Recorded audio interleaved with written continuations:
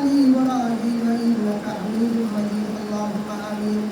الحمد لله رب العالمين والعاقبة للمتقين والصلاة والسلام على سيد المرسلين وعلى آله الله এইমাত্র তোমাদের কাবেলা মুহাম্মদ হাফিজুল কালাম রব্বি করিম তাদের মাগফিরাতের জন্য আমরা সবাই জানাজা নামাজে উপস্থিত হয়ে আয় আল্লাহ তাদের মাগফিরাতের জন্য আমরা সবাই হাত বাড়িয়ে মঞ্জুর করে নাও।